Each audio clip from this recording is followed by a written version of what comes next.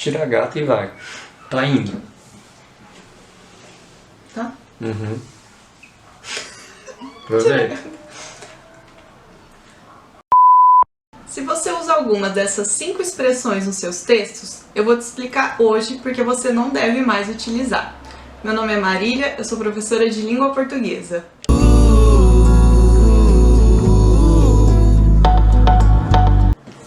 Não tem problema nenhum eu utilizar essas expressões quando eu estiver utilizando uma linguagem informal, ou seja, no meu dia a dia, na conversa com meus amigos. O problema é quando a gente utiliza essas expressões em situações formais, quando a gente está escrevendo uma redação para o vestibular, para o concurso, e nesses casos a gente precisa utilizar a variedade padrão da língua portuguesa.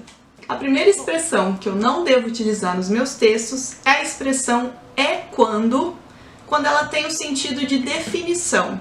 Como assim? Quando eu quero definir um conceito e eu utilizo a expressão é quando. Por exemplo, a metáfora é quando fazemos uma comparação implícita. Por que eu não devo utilizar é quando? Nesse caso, o candidato ou a candidata está tentando me dizer o que é metáfora. E aí ele diz, metáfora é quando fazemos uma comparação implícita. A conjunção quando, ela expressa uma circunstância de tempo, então eu preciso utilizar quando eu estiver querendo expressar uma ideia de tempo.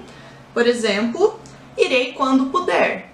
Nesse caso, quando é o tempo em que eu posso ir. Agora, metáfora é quando há uma comparação implícita, não tem aí nenhuma ideia de tempo.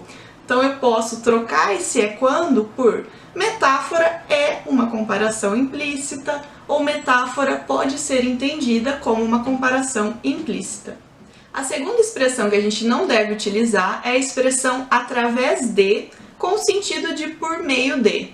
Por exemplo, na frase, soubemos da notícia através dos jornais. Por que o através está inadequado aí? Se eu for olhar o dicionário, ele vai me dizer que através de significa passar de um lado para o outro. Quando eu uso através de, com esse sentido de por meio de, o dicionário vai me dizer que é um sentido figurado, ou seja, que não é o sentido próprio da expressão.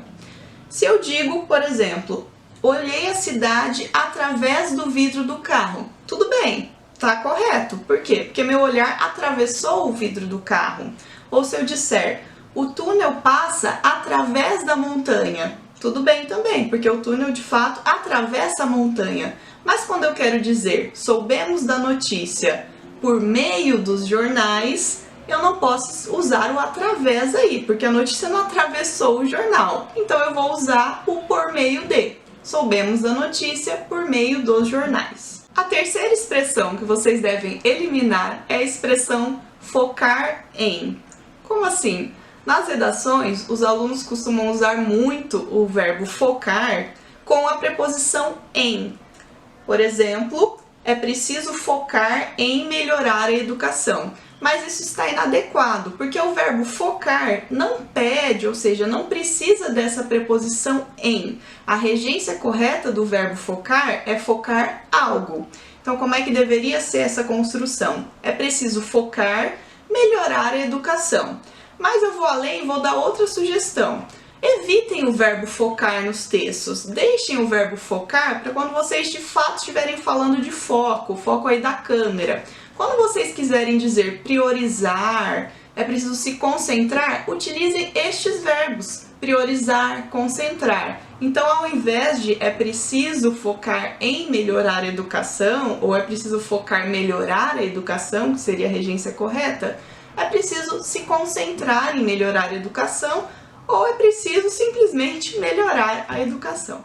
A quarta expressão que a gente não deve utilizar é, na verdade, um combo de palavras. São as expressões a priori e a posteriori. Por que eu não devo utilizar isso na minha redação? A priori e a posteriori são termos em latim, e eles são, na verdade, termos da filosofia.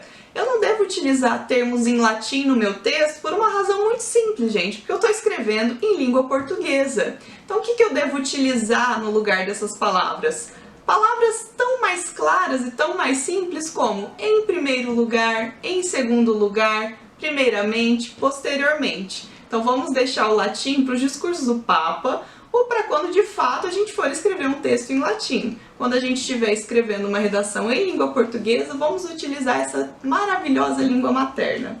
A quinta expressão que eu devo evitar nos meus textos é a expressão em pleno século XXI. E por que eu devo evitar essa expressão? Primeiro porque ela é quase um clichê. Eu ouso dizer que de cada 10 redações, 8 começam com em pleno século XXI. E não só redações. Em textos jornalísticos também eles utilizam muito essa expressão, textos de modo geral. Mas além disso, ela parte de um pressuposto que não é necessariamente verdade. O que eu quero dizer quando eu escrevo em pleno século XXI? Eu quero dizer que o século XXI é um século tão evoluído em termos de tecnologia que ele também deveria ser evoluído em termos humanos. Mas essa relação não é necessariamente verdadeira. A evolução da tecnologia não quer dizer a evolução da humanidade. Existe um filósofo alemão, Walter Benjamin, que ele tem um ensaio bastante interessante sobre isso. O ensaio se chama Experiência e Pobreza. Ele vai dizer que quanto mais a tecnologia evolui, mais a humanidade empobrece. Então essa relação aí não é verdadeira. O século XXI, portanto, não é pleno. Além disso, se eu for olhar no dicionário, a palavra pleno como adjetivo, o dicionário me diz que pleno quer dizer cheio, completo ou utilizado para caracterizar uma situação não usual em algum tempo ou lugar. Por exemplo, tomei banho gelado em pleno inverno. Nesse caso, tudo bem eu usar pleno. Por quê? Porque não é usual tomar banho gelado no inverno. Mas se eu digo em pleno século XXI há muita violência, vamos combinar que é usual sim violência no século XXI. Então eu vou trocar essa expressão por quê? Por dizer simplesmente no século XXI, nos dias atuais, e vou contextualizar meu texto de modo mais simples, mais claro e mais objetivo. Bom, pessoal, então para resumir, a dica é sempre, ao invés de utilizar expressões rebuscadas, confusas, eu optar sempre por uma linguagem mais clara, mais direta, mais objetiva e mais simples. Sabe aquela história do menos é mais? Isso é verdade nos textos. Se você gostou do vídeo, clique em gostei, se inscreva no canal para receber a notificação dos próximos vídeos e deixe nos comentários outros temas ou sugestões. Tchau, tchau, até a próxima!